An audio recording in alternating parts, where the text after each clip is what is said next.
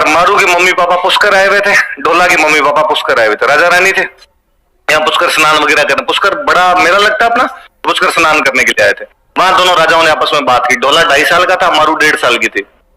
तो ब्याह कर देते हैं। तुम्हारा ढोला मारू क्या कर दिया ब्याह। मैंने कहा था मुकलावा बाद में होता था, कर रहे थे हम बात। अब भाई मारू पुगल चली गई, ढोला अपने वापस चला गया। थोड़े दिनों बाद ढोला के मम्मी पापा मर गए। ढोला राजा बन गया। ढोला ने राजा बनने के बाद अपने एक शादी और कर ली। वो मालवा की एक राजकुमारी से शादी कर लेता जिसका नाम था मालवण।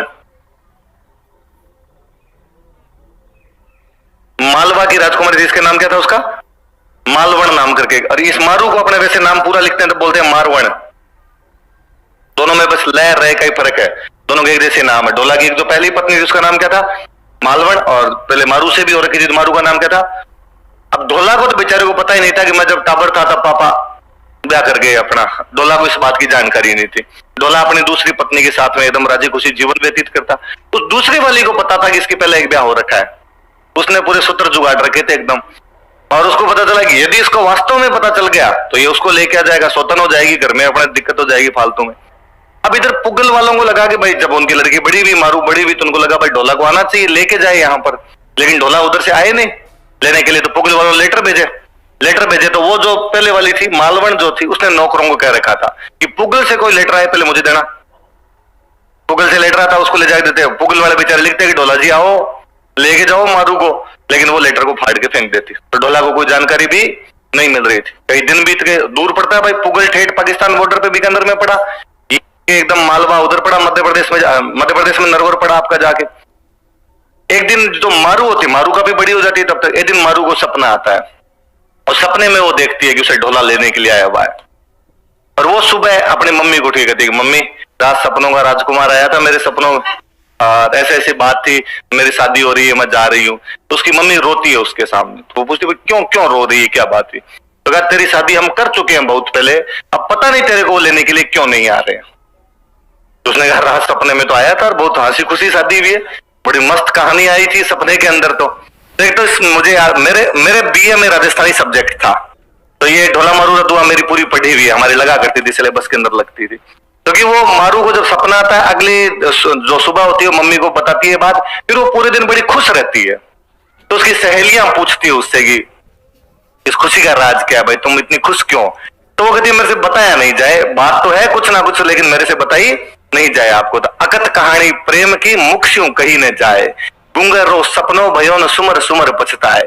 ये प्रेम की अकथनीय कहानी है जो मैं मेरे मुंह से नहीं बता सकती। ये उसी प्रकार है जैसे गूंगे आदमी का सपना होता है। आपको मुझे सपना आया, मुझे कोई सपना है, मैं दूसरे दिन आके आपको बता दूंगा यार रात मेरे पीछे ट्रक दौड़ रहा था, बस बाल बाल बचा वरना सल्टा जाता रात। कोई सपना था अपने बताते, और सपना थे आप अपने रूममेट को बता देगा रात सपना अपना सिलेक्शन हो गया था और मुझे लड्डू उड्डू मिल रहे थे, तू थोड़ा चूक गया था बाकी अपना तो हो गया था। बताते ही अपने सपना थोड़ा सा ऐसा। पर गूंगे आदमी को सपना है, गूंगा आदमी जो बोल नहीं सके उसको सपना है, बताने वाली बात है, पर वो क्या बता पाए तो यूं राजी होता है अंदर ही अंदर। लेकिन प्रेम जो होता है वो गूंगे के सपने की तरह होता है जिसमें आदमी खुद अंदर ही अंदर राजी होता रहता है लेकिन किसी को बता नहीं सकता। फिर मारू को जब बात पता चली कि भाई ये सिस्टम और वहां लेटर पहुंच ही नहीं पा रहे हैं अपने, तो मारू बाद में ढाडी जाति के लोग होते हैं। किस जाति के लोग होते हैं ढाडी। उन ढाडी जाति के लोगों को वो गीत गाते हैं, उनको कहते हैं तुम जाओ ढोला को मेरा गीत सुनाओ जाके। वो ढोला के दरबार में जाते हैं, ढोला बैठा हुआ होता है, वो ढाडी जाके उसको गीत सुनाते हैं। गीत में उसको बताते हैं कि तेरे एक लुगाई उतरे उड़ावे कड़ा काग, इतनी दूर बैठी बैठी वो कागले उड़ा रही है, तुम्हें लाना चाहिए उसको।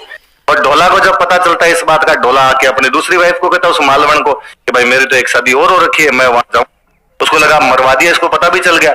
और उसने कहा अभी गर्मी पड़ रही है उधर बीकानेर साइड में, तो और गर्मी पड़ती है, गर्मी में नहीं जाना चाहिए।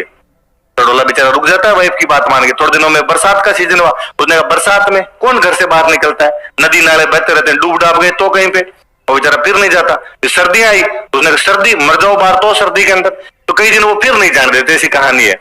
फिर फाइनली एक दिन ढोला जब वो रात को सो रही होती है चुपचाप, उसने मर लाऊंगा देखो। ढोला उधर से सिग्नल तोड़ ताड़ के आई गया अपने